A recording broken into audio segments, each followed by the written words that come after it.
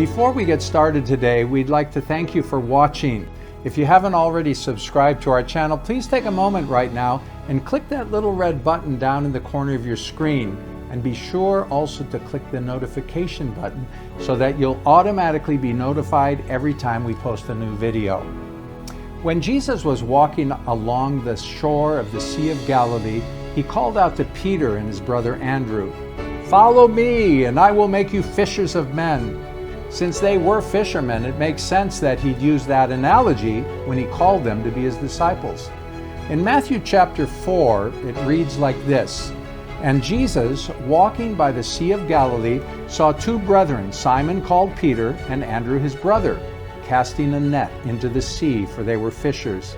And he saith unto them, Follow me, and I will make you fishers of men." And now we come to the Bible verse for today, which is the very next verse, Matthew 4:20, which says, "And they straightway left their nets and followed him." In the Living Bible translation, it reads like this, "Jesus called out, Come along with me, and I will show you how to fish for the souls of men. And they left their nets at once and went with him." It doesn't say they went home first. They didn't give Jesus any excuse for not following him right there on the spot. They just dropped their nets, left their boat, and followed after Jesus. Now you might say that if Jesus passed by you today and asked you to follow him, you might have done the exact same thing that Peter and Andrew did. If you had heard that he was making the blind to see, he was healing the lepers, he was healing the deaf, he was raising the crippled people up to walk again, you might have been convinced too to follow him on the spot. Actually, with all that Jesus was doing, perhaps it's surprising that even more people didn't follow after him on a full-time basis. There are a lot of people today that say the accounts written here in the Bible and written in the New Testament were for that day, and that we should not try to apply them to the world that we live in now.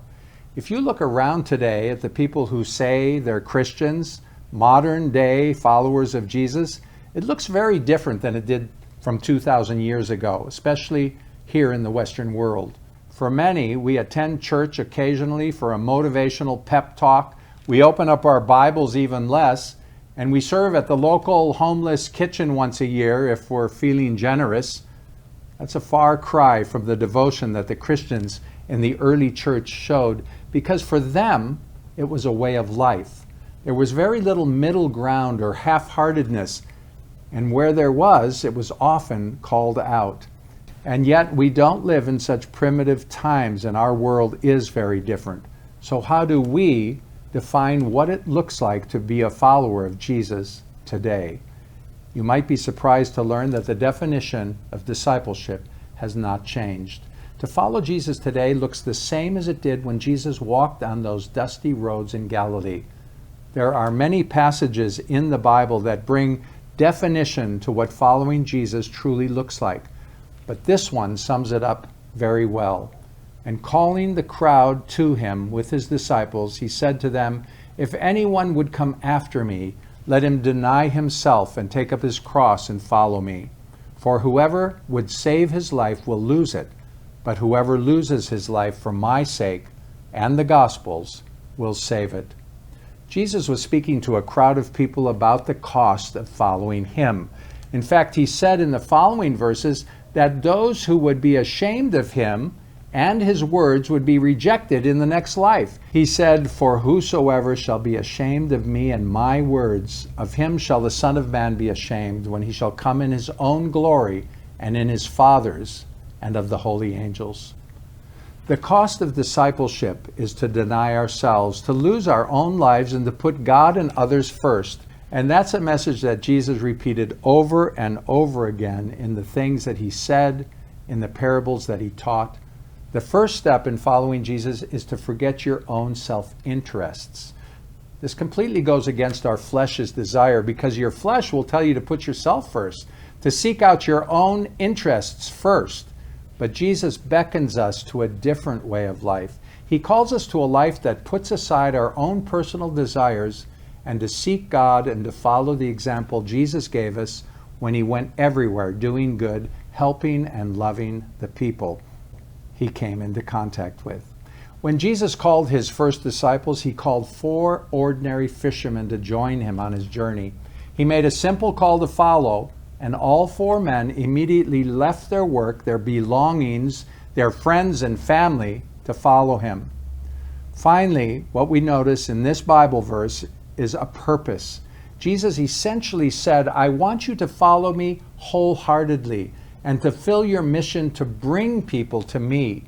When you make a commitment to follow Christ, you're committing to making his chief goal yours as well. And that's to be a fisher of men, to point people to God. Are you a modern day disciple of Jesus? Read his words and try your best to apply them to your life. Now, if you don't have a personal relationship with Jesus, I'd like you to know that you don't need that perfect moment to come to Christ. You don't need to get yourself all cleaned up before following him. Jesus will take care of your problems. You simply come to him as you are. To follow Jesus today is to have a simple, honest conversation with him. A conversation that apologizes for your mistakes, the things that you've done wrong, and asks for forgiveness and invites him into your life. Will you follow him? Following Jesus isn't promised to be easy, but he does promise that he'll never leave you. We want to thank you for being with us today, and we look forward to seeing you again soon for another verse for the day.